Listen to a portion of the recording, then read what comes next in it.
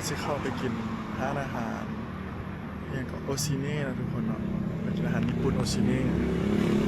ไปเราจะเข้าไปกัน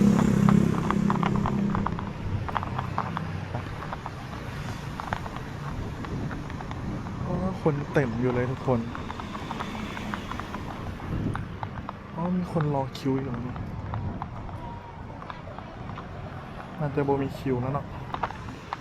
เดี๋ยวเราจะพามาอัปเดตนะว่าอาหารเป็นที่ไหน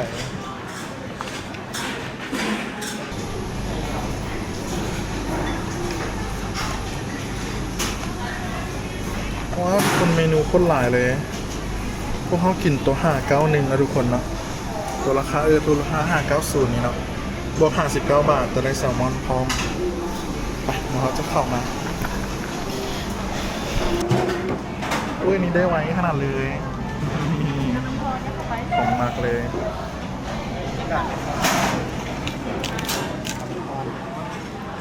บรรยากาศทานเนาะ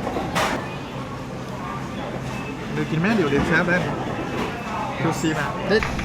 กินก้อนจะดื่มก้อนในอยู่กับตัวมาน้อยก็สนับสนุนมันยัง ตามกันเลย โอ้น่าจะแซ่บขนาดเลยเอาเต้งดับอันนี้เนื้อวากิวไข่เนื้อวากิว2วันนะเนื้อวากิว2ก็จะมีนานมาเถอะวะ นี่อย่างนี้นะไอซ์แข็งทุกคน แซ่บอ่ะนี่จะถึงแซ่บอ่ะที่ไหน โอ้เอาอีกช่างอีกแล้วโอเค อีกปะ ก็จะมีปันเดชิมาเนาะน่าเป็นแซ่บมากเลยครับ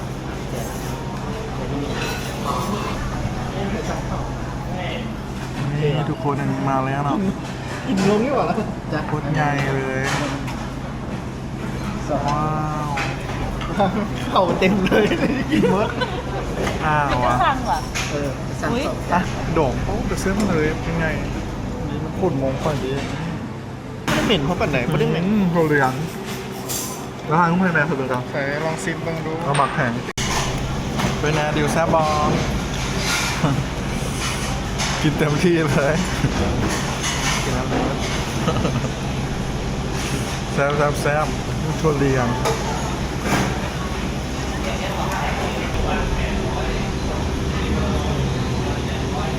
กระน้ำแซ่บเลย